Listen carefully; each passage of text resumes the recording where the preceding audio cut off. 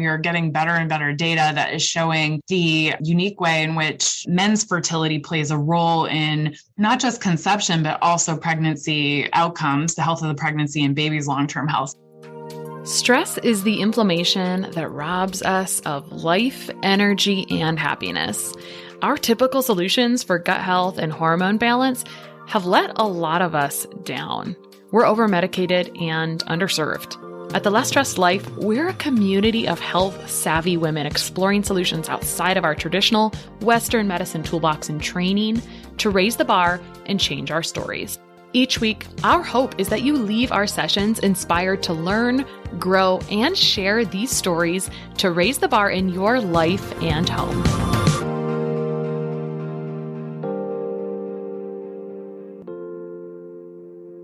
Access to functional or specialized medicine testing and standard blood work is a big piece of personalizing care plans to help our clients succeed. But getting accounts with multiple labs and ordering and tracking results from many different web portals slows efficiency by bogging us down in admin work. This is why I'm completely obsessed with our podcast sponsor, Rupa Health. It's a single portal that allows you to order from over 20 specialty labs in one incredibly simple dashboard. I'm talking less than 30 seconds to set up your free account and about 30 seconds to order the labs you need. All the results are in one place, and I can securely send clients their results with the click of a button. A big advantage for our clients is that standard blood work can be ordered for almost 2/3 less than other direct-to-consumer lab sites. Rupa is a lab concierge, so they send the lab invoices on your behalf. If a client pays for their own labs, they help them get set up with a lab draw, navigate testing questions, and they provide the requisition forms. It's literally a dream. Go sign up for free to help streamline your practice and simplify ordering labs for your clients at rupahealth.com. That's RUPA health.com, and let them know I sent you when you sign up. You can also check out the show notes for this episode for a short video walkthrough of how I use Rupa Health in my own practice. Okay, today on The Less Stressed Life, we have Ayla Barmmer. I think it's her third time being on the podcast over the last 4 or 5 years. And a little about Ayla, if you don't know her. For the past 15 years, she's been advancing the health and empowering thousands of clients, patients, peers, and mentees at the intersection of nutritional science, functional medicine, and evidence-based holistic solutions. She owns and operates Boston Functional Nutrition, an integrative and functional nutrition multi-clinician practice that specializes in women's health and infertility. She's also the founder of Full Circle Prenatal, a fertility wellness brand, widely endorsed by a diversity of health practitioners for its quality and education. And she is also the founder of the Women's Health Nutrition Practice Group, where she serves as a preceptor, mentor, and educator, and co-founded the Women's Health Nutrition Academy in 2018, a leader in its field. It's been really fun to watch your growth and changes since I first really knew you about 5 years ago. Welcome back. Oh, yeah. Thanks for having me on. I love watching your podcast too. And I listen to it all the time, actually. It's one of just a few that are in my regular rotation because you cover such a awesome variety of different topics. And I love the guests and everything. So it's great. And I can't believe I sent you, of course, I've still got my old name and branding like on my tongue always, the Full Circle Prenatal. We're actually Full Well now. Oh, yes. I didn't catch that either. And I'm glad, and that's a great thing. Let's just point it out. Like it was Full Circle. It's now Full Well. And maybe we want to take a hot second. And I think this is a good chance to maybe say why it's different, because I think sometimes that makes people say, why would you change your name? And we all go through those struggles regardless. But here we go. I'll ask, why did you change your name? Yeah. I mean, it was an evolution. The way I started out with this was I wanted to create a prenatal multivitamin that just met my exact specs, and where I could exactly control the whole process, like understanding the supply chains and where we're getting ingredients from and the manufacturing and like do all the testing the way that I wanted it to, all the forms of the nutrients in the way that I wanted it to. And so what I was planning on doing was just taking this formula, making a few hundred bottles, using it in my practice with clients, with myself. I launched it 2 weeks right before I had my second baby, which is the worst strategy ever for launching a brand. But that's what I did. And, so it was really meant to be a prenatal multivitamin to serve the needs of my practice clients. And then as kind of appreciation for it grew, I realized that there was an opportunity to really expand into what I love, which is fertility on a whole and serve a need, so now, Full Well really encompasses fertility, wellness, and education. So that's what we're doing with it. And the education piece. So we're not just a nutraceutical brand, there's plenty of those. We really are doing a lot of education for both the public and also health professionals through our ambassador network. So I know what a super nerd you are, and hopefully some of the people listening kind of know that as well. And I know how obsessed you've been with fertility for the last 5 years, at least. So it feels like you're fulfilling your dream. I was giggling as you're telling us about how you wanted to create this thing because you know how there's a gap and you can't find exactly what you need. I feel that way about like methylation and mitochondria. I'm like, there's just really not a perfect thing. And I was just giggling to myself, like, how's it going being a control freak about this? So then it's a lot of pain and heartache. That's what it really is along the way. So we've talked about in the past, I think fertility as a whole, I can't even remember what our first episode is about, but we're going to give a little bit of a lay of the land again. And so, because really this affects a lot of people. I don't really know how, quite honestly, like, I don't know what people are having for babies these days. Like if we're not having as many babies, but we can just make an assumption that there's a lot of people that fertility is a thing for. And we know that I think it's like maybe 1 in 10 women miscarry. There's a lot of like issues about it that are swept under the rug. So the beauty of this conversation is we can talk about issues that are swept under the rug, or maybe wouldn't be that popular to talk about in other places, and actually give it some lip service and actual education. So let's paint a big picture. If someone would walk into your practice or your office or on your telephone and say, I'm concerned about fertility, what are some of the arms or tenets that your brain needs to go to first? Like what makes up that? In my next interview outline, I use the word treatment pie. And I think that's an appropriate statement here too. What constitutes the treatment pie for fertility?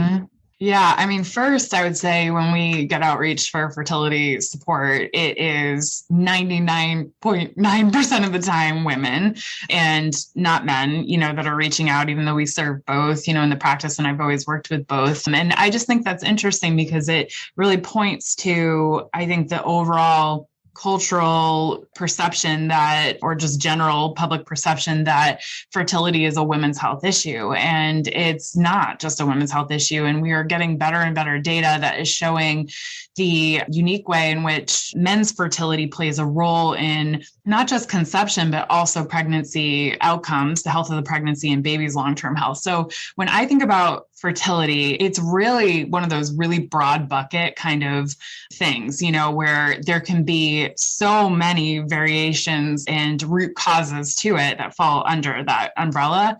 And so that's what I do love, I think, in particular about working in the fertility space is that, it's presenting as one thing, like we have this goal of getting pregnant and having a healthy baby, but there are so many different root causes. And so that's where a functional medicine approach, which I know you are familiar with and trained well in and everything and can appreciate too. And I really feel like is so applicable because it helps us kind of distill down, and to get at those root causes, the underlying imbalances that are resulting in fertility issues.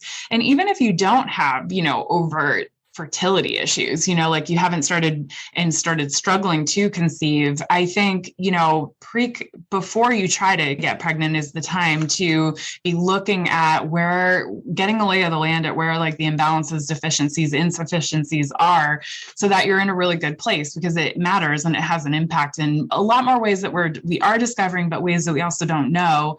And so, for me, the way that I always like to describe it for fertility as a whole is our body by design is always going to prioritize everything else over fertility. It's just that survival, and so we want to look for all of those things that the body's prioritizing.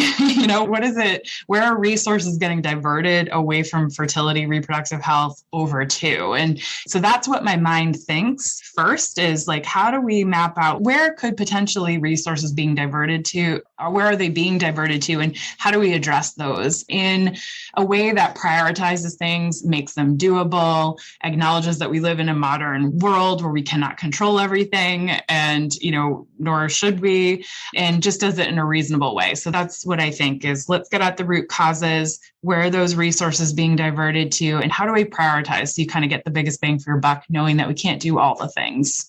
It sounds like in different words, that was a nice way to say it, but in different words, some of the areas that your body might prioritize to would be creation of other types of hormones or essential hormones like stress hormone. And when it's working with deficiencies, it's always kind of pulling from other areas, and deficiencies result in inadequate intake, gut health issues where you cannot digest and absorb nutrients properly, toxicants, right? And dealing with that because it's a very nutrient dense process, all of those things and many more, right? Yeah, exactly. I mean, we find it generally, some of the big buckets are oxidative stress, which I know we'll talk about more because this really comes into play big time with fertility. And sources of oxidative stress will divert many nutrients and antioxidants that are needed to protect developing follicles and eggs and sperm over to what they're needing to be prioritized for. So oxidative stress, inflammation, I know you talk a lot about that in your practice and also just with other guests, you know, how stressful that is and resource intensive that is on the body. So oxidative stress, inflammation, and figuring out where that's coming from is really important. Mm-hmm. Okay. So something kind of before we get into sperm completely, the heartwarming, also weird, also interesting thing that always strikes me in fertility is that I was inside of my grandmother, right? You know, when my grandmother was pregnant with my mother had eggs that she was born with, and that's how it was. So that's fascinating. And also we shouldn't stress or worry about it because it's out of our control. Maybe we should be concerned for the future and we should do our part as much as we can, right? And the people listening to this are those people. But is there anything like that in men when their sperm recycles, probably the wrong word, all the time, whereas women get the set amount of eggs in the first place? Yeah, there is some interesting research around what happens for men tracing back to their prepubescent years in puberty. So kind of around ages like 11, 12, 13, and what their environment, diet, and lifestyle looked like at that time. And I think when I bring that up sometimes, you know, with clients or in other talks or presentations, I think everyone kind of panics a little because it's like no 12-year-old is really thinking about fertility at that point. I mean, I have a son, he's 5, and, you know, I will be thinking about around that age, you know, like what does his diet and lifestyle kind of look like? Because there has been research to show that that time frame can actually have a significant impact on later fertility. So we don't have all the answers on that, but it can be traced back. And there is, again, some data, I think it's a little more limited, but some data on like our fathers, grandfathers, and the environments that they were in. And this kind of comes back to epigenetics, you know, so really epigenetic programming that happens in response to someone's environment, you know, and that kind of signaling, that epigenetic signaling does transfer from sperm to the offspring. And so we see the things that we do now for fertility, I mean, said like more broadly, the things that we do now have an impact on future generations, like many generations ahead of us, whether it be women or men. And so it's a big deal. And I think when I think about it that way, it just makes me feel like the impact's so huge, it's worth focusing on. And if that feels scary or not tangible, I think we can oversimplify it and say, the health at any age could affect the health of the future, right? Because we have a set of cells and they're regenerative, but if they don't have nourishment and then we're regenerating diseased or not as high quality cells, that's kind of where we get into issues. And this has been a conversation for a long time before us having this conversation. I mean, I can think of a book on my shelf somewhere where this man had gone to another country that hadn't really seen, you know, the dawn of industrialized nations, and their teeth were so beautiful and so straight. And I think he was a dentist. And so, you know, he just kind of was making it, and he did some weird experiments with common household pets and kind of looked at through time, you know, how their health declined with the mother cell. So it makes perfect sense if we just stop and think about it, right? It's like our health from as a child, you know, is probably going to predict our health, our potential health as an adult, and we can change that trajectory and change it overall, which is always like, we always want to be positive.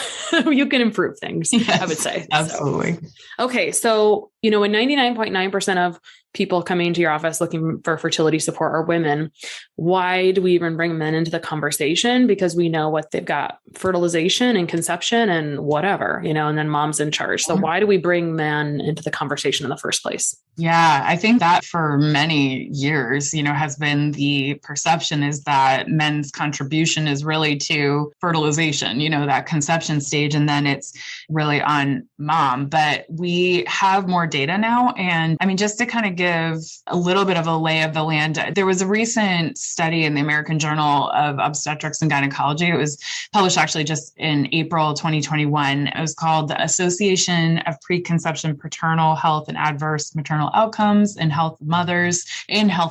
And it found that preconception paternal health, so dad's health, was significantly associated with an increased odds of preeclampsia in otherwise healthy women who are at low risk for pregnancy complications. And there's a lot of other studies that have come out suggesting that men's health preconception affects a number of pregnancy risk factors and outcomes for moms. So pregnancy loss, so miscarriage risk, there's new data on that, gestational diabetes, preterm birth, and ultimately, as we just talked about, baby's long-term health. So I think, it's really way overdue that men are really held accountable too for their health and that they prep, they do the prep work too for having kids. And with regards to that, I mean, when women reach out to me about their fertility concerns, right, and they're looking to work with us, we're always requiring, if there is a male partner, like they're involved and they're in on the session and that they also enroll in working with us, because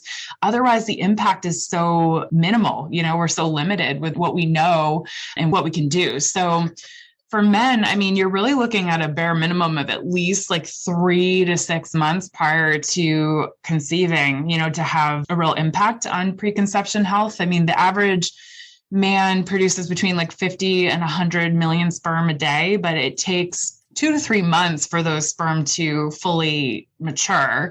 And that's the period where they're most susceptible to the impact of nutrient depletion, oxidative stress from lifestyle factors that can ultimately compromise sperm quality and concentration, motility, morphology, all those parameters.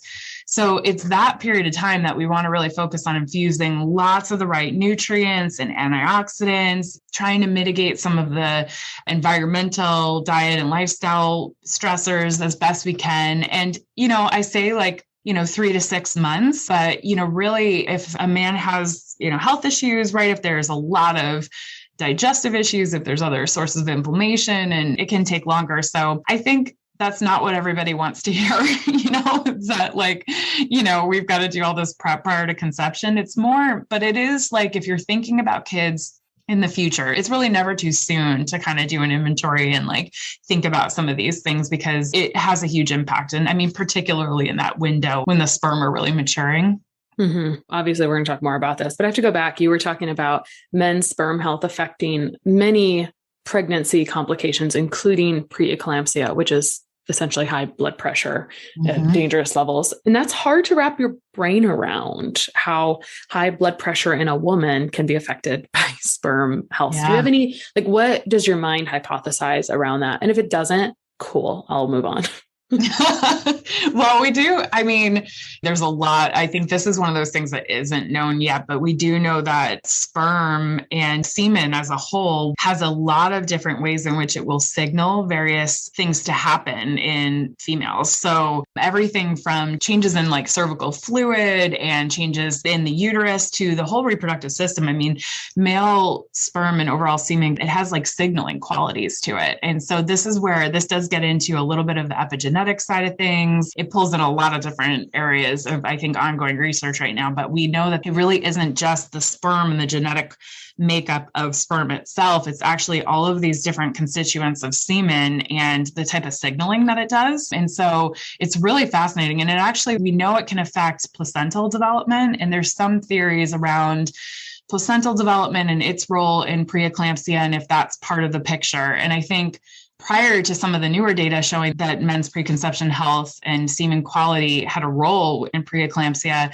women were really taking that as, at least the women I was seeing, they were doing something wrong. It was something wrong with their health, their nutrition, something they did to cause that. So I just taking that burden, when really, again, we know that it's a whole combination of factors. And I should point out again, as we mentioned earlier, some of these factors trace back to what our grandparents did, and the environments they lived in. And so we cannot control for everything, but again, there's also research showing that like our modern environments with the unbelievable amount of environmental toxins that we're exposed to at this point is a contributing factor.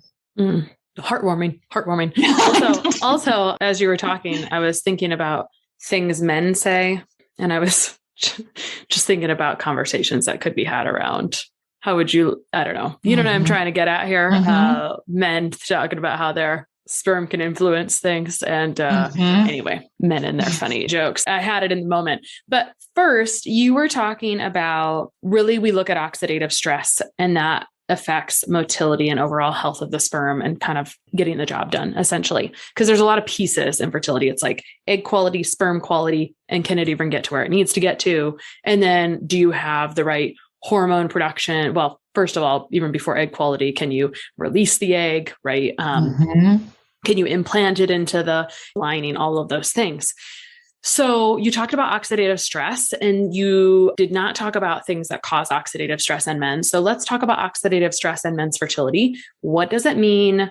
Why is it important? What does it look like on a man or a woman or a person? Yeah. And just to preface that, there was research that was actually just published in September 2021, and it showed that over the past 16 years, sperm count and motility is continuing to decline along with concentration. And so this was actually true for like healthy young sperm donors. So they looked at sperm donations across geographical locations in the US. And the study obviously covered the pandemic timeframe. And there's been some like preliminary research and a lot of case reports and just sharing among practitioners, about cases of like sterility and overall increase in male fertility issues in those that have gotten COVID. So it's not clear yet, what, if that's like temporary or what the long-term impact is, but that is part of the equation now. So I think it's worth noting since we've been dealing with this for the past 2 years. Yeah. And I think it would be worth noting there that the stress levels that go unrecognized and the anxiety and all of the things around that, which 1,000% affect all hormone health,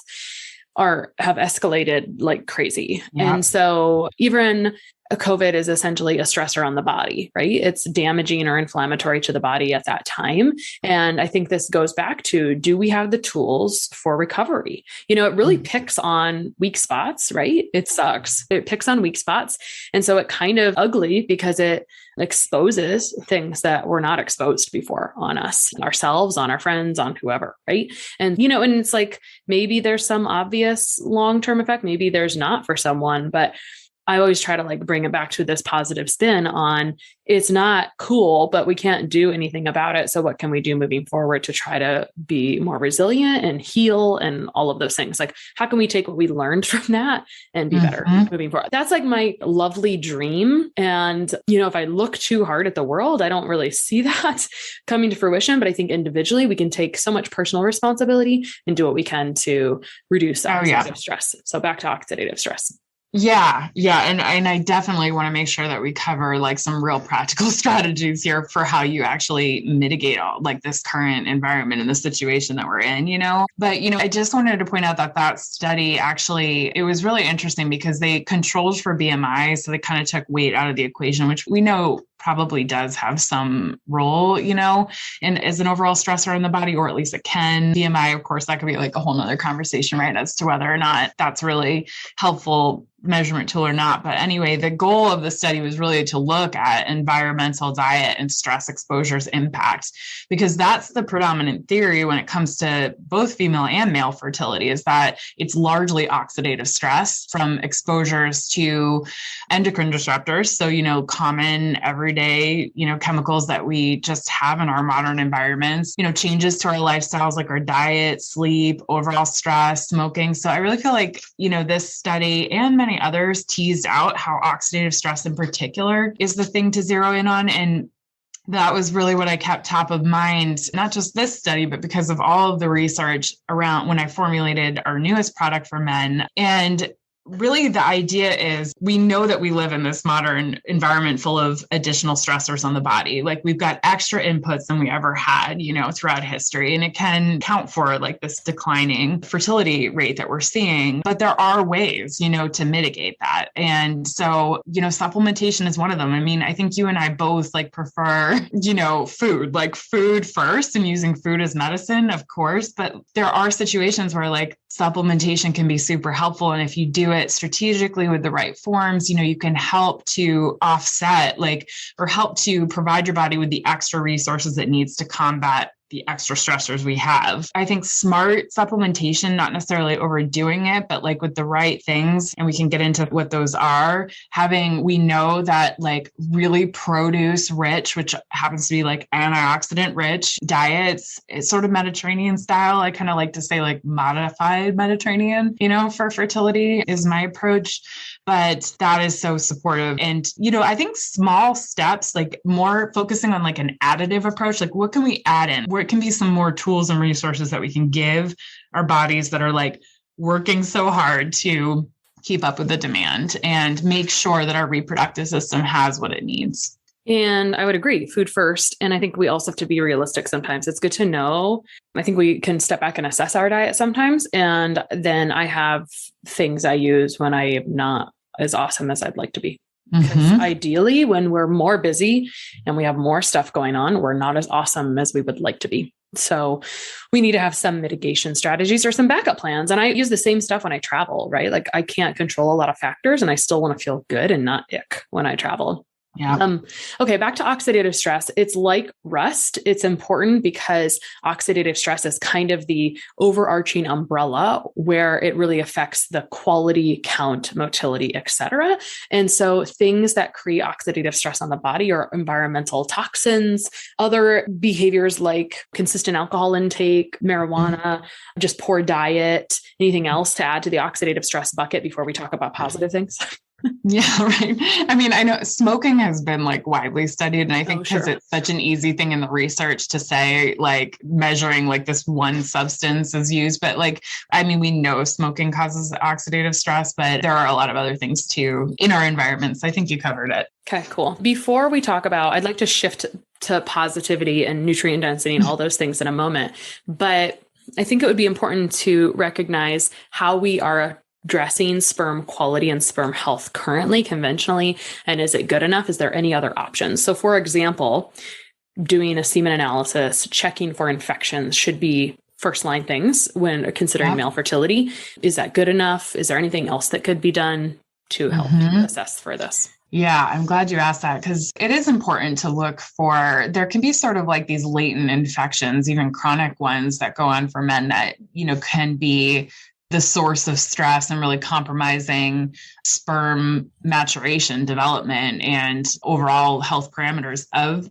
sperm. And so that's important. So like, a regular PCP visit, maybe a specialist like a urologist, something like that for men can be a like preconception preventative health, tool I would suggest. I mean, we try to make sure that those type of things are done at a minimum prior to really getting into some of the more complex stuff. But, a lot of men will have gotten semen analysis with the couples we work with. And I've seen, over the years, and they say it's fine, and I mean, first I usually ask to see it because I will say that for where you're getting a semen analysis run, it's usually through an endocrinologist, maybe a fertility center, fertility clinic, and they're looking at it through a different lens. They're ultimately looking to see, okay, would this person be a good candidate for assisted reproductive technology of some kind, like IVF, IUI, like what would the success rate be? Is that sperm quality good enough to have XYZ outcomes with that technology? Whereas I'm thinking, is that optimal?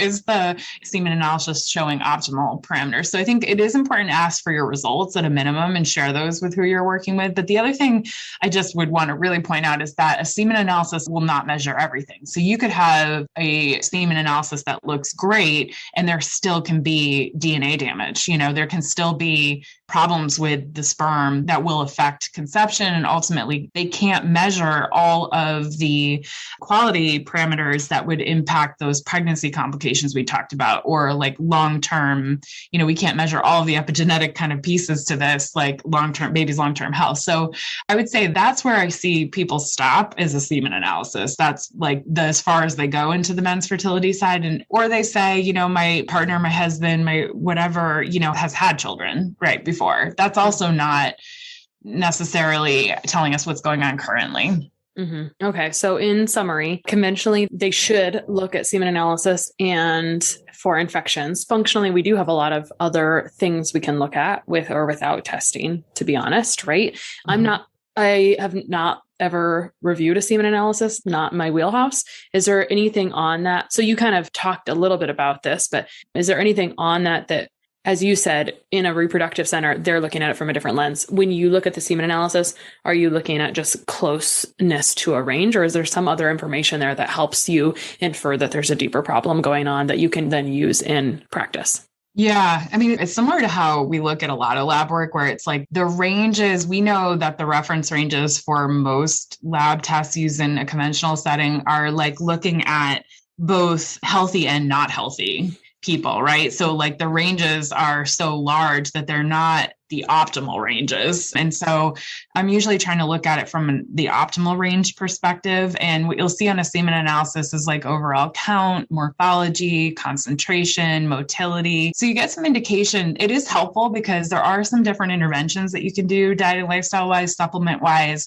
depending on what's going on. Mm-hmm. So I think it's not uncommon to see count be fine, concentration to be fine, but something to be off with morphology and motility. Mm-hmm. And that's common because that really may be like the first place that oxidative stress really compromises, is the way like the tail on the sperm and the formation, like the outer kind of lipid kind of membrane of the sperm, and so that's where you see like morphology, motility, they start to kind of go off and be out of the optimal range. And that's where the issue lies. Yeah. But you just said something that like lit me up, which was, if this is a membrane thing, can we support membrane health, which is in the whole body, and then support sperm essentially motility? Oh, yeah. Yeah, okay. Absolutely. Yep. Through nutrients, through healthy fats, right? Through omega-3 fatty acids. Yeah, we definitely can. So those are right there, some good strategies for mitigating the effects of oxidative stress. If you have essentially rust on cells, you're going to have decline in like good membrane health, which is, really the ability for nutrients to get in and out of the cell. This is kind of how I think of it, right? And like every cell has a phospholipid layer, membranes, et cetera. So let's talk a little bit about some cool nutrients in men's health. So we just talked about healthy fats and omegas and et cetera for membrane health. Let's talk about what are some other favorites that we may know, maybe like some big ones, and then maybe some not as well known nutrients. Yeah. Well, when we think about cell membrane health and like preventing that free radical damage, like from oxidative stress to cell membrane, selenium really comes to mind. So selenium's a trace mineral, but it's also an antioxidant, or it has antioxidant properties, and it works really synergistically with vitamins A, C, and E to prevent that free radical damage to cell membranes. And it's actually been found to increase levels of testosterone and glutathione, which you and I know and love glutathione. We know it as like the master antioxidant, right? Like it just helps with all the things and facilitates optimal detoxification and everything. But selenium in the range of the 200 micrograms is where we see it really influence both sperm concentration and motility. So selenium is one that I think is really important to focus on. Zinc would be another one. Zinc can help with morphology, and it's a pretty good dose that you need, for that. So zinc upwards of 50 milligrams a day, which it can be tough to supplement with much more than that because it's not always easy on the stomach. So like, the form matters, but also getting it from food sources. Like I'm always recommending like date nights with oysters and, things like that. Those really, actually oysters happen to be pretty rich in selenium too. So that's another really good one to focus in on. The B vitamins as a whole, B vitamins will actually affect the quality of not just the sperm, but also the semen. And, B vitamins are really important. We know like folate, B12 for women's fertility is talked about all the time, right?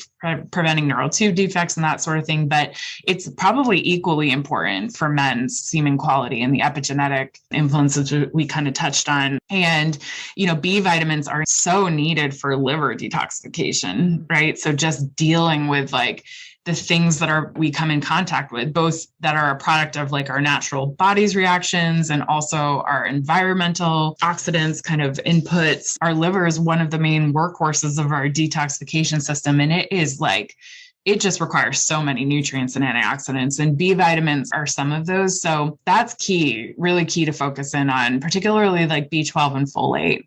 I want to talk about those few, and then we can talk about any other interesting ones, because I have a lot of things that pop up in my brain, and I appreciated that you mentioned the dosage for selenium. I have this scar in my brain. Many years ago, a man called me and was telling me he had selenium poisoning from improper supplementation. And he let me know that he had to go to the Mayo Clinic to get diagnosed. I mean, I just had a couple conversations with him, but it really scarred in my brain overdosing. And so 200 micrograms is a really common dose in general.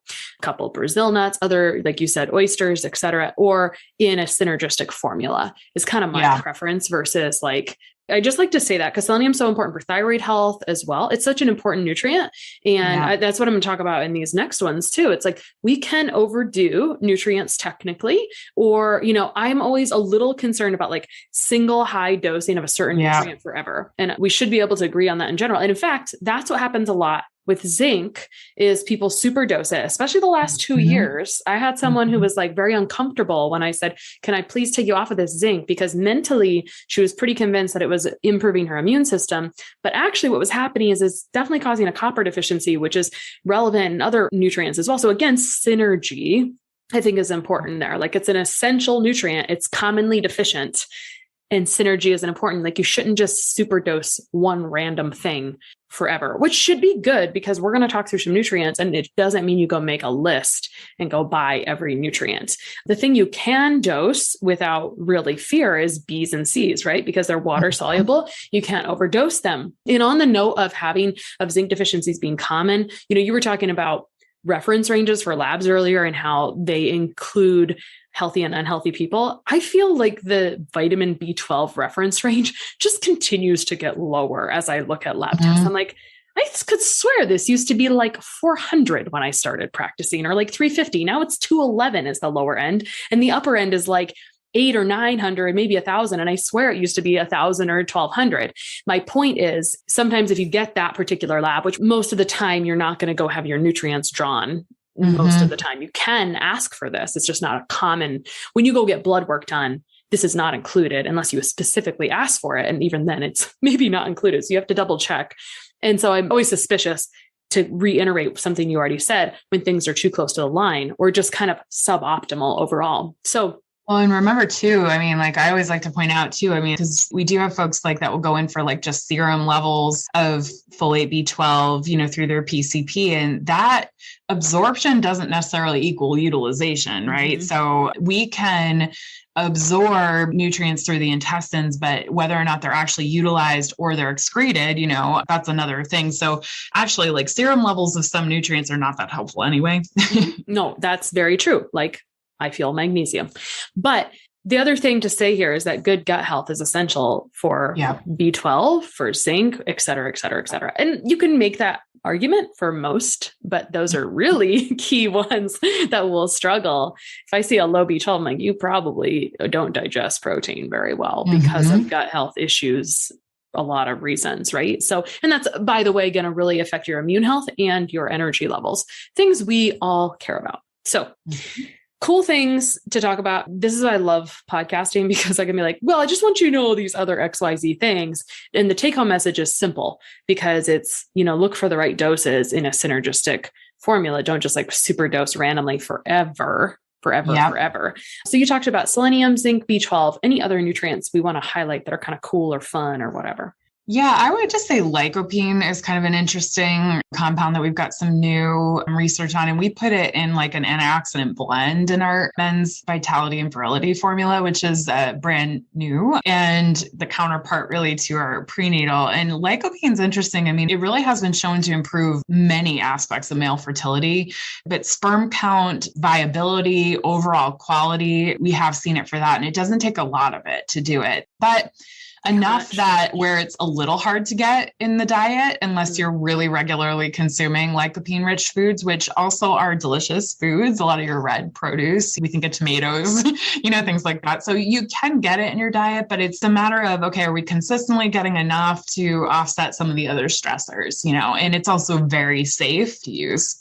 Cool. We've covered a lot and I think it's good. We kind of talked about we talked big picture about overall fertility. We got zoomed into men's sperm health and beyond and kind of all the history, research, et cetera, and then kind of turned it toward oxidative stress, which is affected by environment, diet, endocrine disruptors, common diet, sleep, overall stress, et cetera. And then practical. So we can think through each of those, right? We can clear things out and then we can replete nutrients, which are essential for elimination, detoxification, which is our combat to environmental stressors, environmental toxicants. We can look at gut health. We can look at other things. We can just support nutrients to have sperm work well, essentially. Mm-hmm. I think the last good question that is on the hearts of people listening to this, if you're not a man listening to this, would be, do you have any inspiration to a woman trying to get a man on board with caring about the fertility work? Because the hardest part about fertility work is the emotional impact. Because typically if they're pursuing extra support, not always, I get really lucky that I'm talking to someone about fixing gut health. And they're like, by the way, I'd like to have kids a couple of years and I don't want to take these issues to it. That is so cool that you brought that up. But the alternative is if your practice focuses on fertility, you're now dealing with probably a struggle to conceive already, most likely. And so there's a lot of emotions, stress, and anxiety that comes from that, which doesn't help the puzzle. And if the partner is not, all in like a woman, it's really stressful. So you have a lot of experience with this. And do you have any words of encouragement to that couple or that woman? Yeah. I think first, as a whole, I think we should probably give men more credit than we do, or not make too many assumptions about what they can tolerate when it comes to talking about their fertility and their sperm health. I was told this about my prenatal, which is 8 capsule a day, product. There is no way, Ayla, anybody's going to take this. And same thing with this new product, with it being really saying right on the bottle that it's meant to support male fertility and sperm health, that nobody's going to take this, but at the same time, I think men want to understand how they can be part of it, that if they can see some of the science. And another reason why I like to describe what we do as being like a fertility, wellness, and education brand is we're going to try to provide, through our resources, like the research, the SNPs, the one pagers that you can give to your partner, to be like, these minimal steps you can take can have a huge impact, right? Like we're in this together and we both got to contribute here. And women have to carry children. And I think overall, we can ask more of men than we do as a society as a whole, and that we should for the sake of really future generations. Yeah. On that note, when does the men's fertility product that, is the companion for Full Well prenatal multivitamin, when does that come out? This episode comes out the end of December. Are we close to the release date? So it should be out by the time this airs. I take, our quality testing really, really seriously. And so everything's looking good, but we're waiting on our third party results. So as long as those come back as expected, I think by the time this airs, the product will be out and available. It's called Vitality and Virility. So it's Full Well's Vitality and Virility blend. And I'm really excited about it. Speaking of quality testing, most companies do what? And this has come up for you a lot. This is an issue for you a lot sometimes with sourcing and things. You test every batch, which is a little extra over there. Control freak, gosh, which is good. Thank you. But yeah. This could be a whole nother episode, but I really have had a behind the curtains kind of look at what goes on for the past few years, more than that, really, in developing this, in working in this industry. I kind of like joke that I'm really glad that I was as naive as I was, that I could just go with the formula I wanted and get it made the way I wanted, because it was harder than that. But yeah, every single lot we test in-house, and then we have a third-party independent lab, really like the gold standard lab in the industry, test it as well to make sure that there aren't harmful contaminants, it's safe, we're meeting label claims, which is actually a really big deal. You actually can't guarantee, just looking at a label and what it says is in a dose. There's a lot of things that go into making that happen, especially a complex product like a multivitamin that has a lot of nutrients in it. It's really hard to get the same amount of nutrients in each capsule. So that takes quite a bit. And so we test for all of that. We make sure that's happening because that's critical. And so there's been times, especially through this pandemic and with the supply chain issues, where we've scrapped entire batches, and it's painful, but it's worth it, in the end. That is painful, but I know you don't want to contribute to the overall environmental toxin load. And you're right. That is worth mentioning, I think. And I think our listeners probably know this, but in general, that's what'll make you crazy about your parents just going to pick up stuff from all over that they read about. Maybe that's just my parents, but will make me crazy because there's a lot of quality issues. And so I don't really want supplements to be regulated, because that doesn't seem to work out very well to have people regulate things they don't understand. But that just means the responsibility lies on us as the consumer to ensure that we're choosing from trusted companies. And so when we just pick a batch of trusted companies, we should be able to fulfill our needs, if any supplementation if needed. So thank you so much for coming on today. If you want, I think this is still a thing, you can go to fullwellfertility.com if you want to try. I believe it's 10% off first orders. The code less stressed. I don't know if that includes vitality and virility or not, but it does. It a go. Yep. All right, give it a go, give it a try. And now the cool part is, you're covered. And so thanks so much for coming on and talking to us about, fun stuff. Thanks for having me. Sharing and reviewing this podcast is the best way to help us succeed with our mission to help integrate the best of East and West and empower you to raise the bar on your health story. Just go to reviewthispodcast.com/less stressed life. That's reviewthispodcast.com/less stressed life. And you'll be taken directly to a page where you can insert your review and hit post.